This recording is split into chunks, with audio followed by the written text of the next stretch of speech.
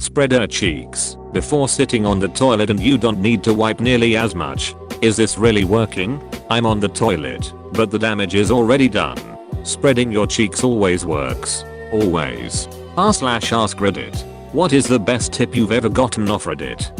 When a large cluster of people are walking towards you, you can make them all move out of your way simply by walking slower than them. It's crazy how the human mind works. I start crab walking, but this sounds easier. I've chimp walked, but that just makes people call 911. A good tip for that is to never make eye contact with people walking towards you. Look through them. Most of the time they'll get out of your way. Found this out in a nightclub one eve. It was a different town, different club, weirdly macho and a strange vibe from everyone. Anyone I made eye contact with while trying to navigate through crowds would give a little nudge, shoulder, elbow, etc. When I started looking into the distance at the point I wanted to be, the ducking crowds parted. Told my mates and now we all take advantage. Very simple, but it works. Also, scream at the top of your lungs and run straight at them. They'll part like the Red Sea. If you're long distance moving, make up a first day box consisting of basic cooker and ingredients, your Wi-Fi router, computer, some clothes, toiletries and whatever other necessities you need until you get all of your stuff. If you find yourself on the verge of tears, find a random object in your line of sight and start mentally describing it. Somehow it takes away from the emotions and lets your brain reset. I found this tip a few months after my dad died and had been having trouble driving to and from work without breaking down into a puddle of tears. First time I tried it, I chose a lamppost and was blown away that it stopped the floodgates. Years later, I still use this tip if I feel I'm on the verge of crying for any reason.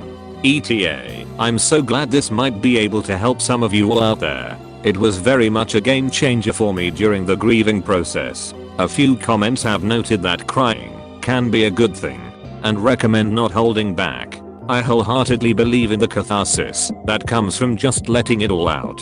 However, there is a time and a place for that. And it's definitely not when you're about to walk into your boss office or trying to merge at 60 miles per hour on the freeway or ordering a coffee from the corner shop.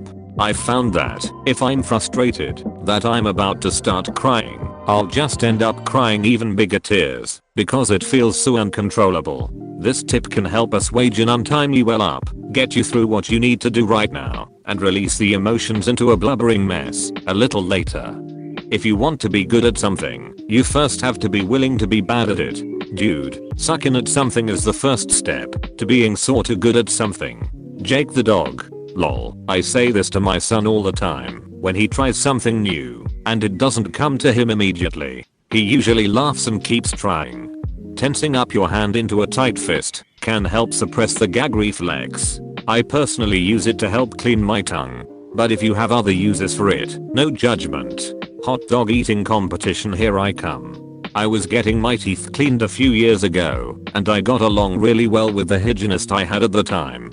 She put the little mirror in my mouth and I gagged. I said sorry, I have a hyperactive gag reflex. I would make a terrible gay person. She said, oh god, whenever I'm working on a woman and she gags immediately, all I can think is how do you keep a man? Lol duck you dental hygiene assistant. I ask myself the same question daily, gag or no gag? Do you have her number? I once read about how, when you take your driver's license test, you should over-exaggerate your head movements when looking in your side mirrors, just to make it obvious to the instructor that you are looking, and also to do it constantly. I think this really one of the reasons I passed on my first try. Very true, and this also carries over to other things too. Like, if you're being observed on the job, to make sure you are correctly doing, for example, some sort of safety protocol, make your movements more deliberate and don't rush it. The person observing you is only human after all. That USB ports in the back of TVs can be used to charge your phone has saved me on a couple of trips abroad when I've forgotten a plug adapter. I have never thought to try this. Excellent tip. If you're suspecting that someone is following you while walking/driving, take 3 right turns in a row. If they are still there, you're being followed. And if that is the case, drive to a police station. that washing my hair every day was making my head itch. Someone in another AskReddit thread about hygiene suggested that if your scalp itches and flakes, it could be that you are washing your hair too often. He recommended washing it with shampoo every 3 days instead of every day. I took the advice and it worked, although I can only go 2 days without my hair starting to stink. Saw a reduction in the flaking and the itching has gone away totally. The best way to store leftover ice is to wrap it in cling wrap and freeze it. Don't refrigerate it. This results in drier ice every time. Later, take your frozen rice ball and microwave it on half power for a few minutes. This re-steams the rice and it comes out awesome. Thank you, random Reddit rice friend. Edit: make sure your cling wrap is microwavable and leave it on during the reheating. Then open it carefully so the hot steam doesn't get you. Except when you need drier ice for fried rice. If you get into a not at fault accident, demand a lost value check. Edit: diminished value is the technical term. From the other person's insurance company, meaning not only are they liable for repairs, but they owe you something for the simple fact that your car is worth less by having an accident on its record. I haven't had to use this personally, but I mentioned it to a coworker who'd gotten in an accident. He was thankful I told him about it, and he eventually said it got him an extra $200. YMMV. Some states don't recognize diminished value claims. I was basically told to duck off when I tried to claim it. Not only that, but some states/jurisdictions operate on a no-fault crash system. Generally the way it works is, if it is a property damage only report, that is no injuries, no drunk driving, etc., your own insurance will be responsible for handling any repairs. I'm a cop. I used to specifically be a traffic crash investigator, and while rare does exist, it is highly dependent on local regulations, but more broadly is also applied in other types of crashes where fault cannot be determined. The he switched lanes, no she was switching lanes, and dispute over who had the red light.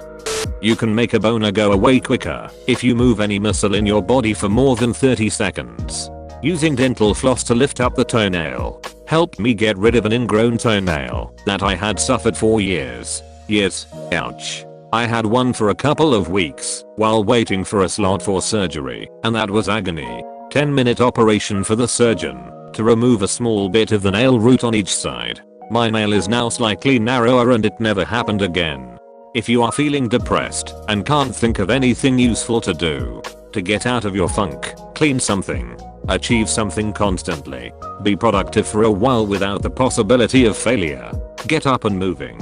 Improve your immediate surroundings. Distract yourself. If your problem is clinical, it may not help that much, but if you're just a little down, it will definitely cheer you up.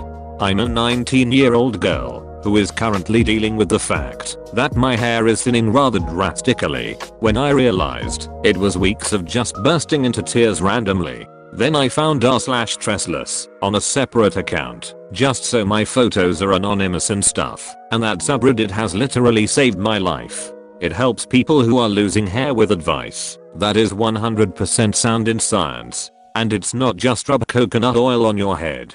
Someone suggested an amazing alarm app called Alarmy. It has an image recognition system, so what you do is take a picture of something. Then to shut off the alarm you have to take the same picture. No sitting in bed snoozing the alarm. So I have a picture of my microwave. So to shut off the alarm I have to get out of bed, walk across my apartment to the kitchen, turn on the light, and take the picture. It has been amazing for me, and honestly I would say it's changed my life being able to wake up early in the morning to get stuff done. I'm not a morning person, and will literally tell myself, 10 more minutes hitting. Snooze over and over for over an hour. If a man cutting in fruit with a knife and eating the slices right off the blade ever gives you advice, take it. My super clever and successful boss does this with clients. All our meeting rooms have bowls of fruit and fruit knives. As he explains legal strategy, takes a piece of fruit, peels it slowly, then cuts a piece and eats it. He times it perfectly so that he finishes this procedure when he's done explaining the legal strategy. Then as a finishing move asks the client, do you want some? Never seen a client refuse a piece of fruit or dispute the legal strategy that came with it. Edit. Whoa. This sparked some serious debate. Just to clarify, I don't think it's done as an attempt at psychological manipulation, but rather an amusing quirk. Our clients are capable and cunning people, and I doubt a price of fruit manipulates them. The legal strategy is good on its own merit, and so is the fruit. I got diagnosed with ADHD because of Reddit. I saw a thread on r/relationships like 4 years ago, where someone was complaining about their partner, and I got a weird sinking feeling in my stomach. Because all of their complaints I could totally relate to. Someone in the comments said sounds like undiagnosed ADHD, so I googled it and realized that I 100% have ADHD. I was 27 I think. I went to the GP, got a referral, had a series of assessments over a couple of years. This is through the NHS in the UK. My dad had to come to a couple of them too and do an assessment of what I was like as a child. Then I was diagnosed 2 years ago. Now I'm medicated, and it's changed my life forever. Thanks Reddit. I just wish I could find that thread.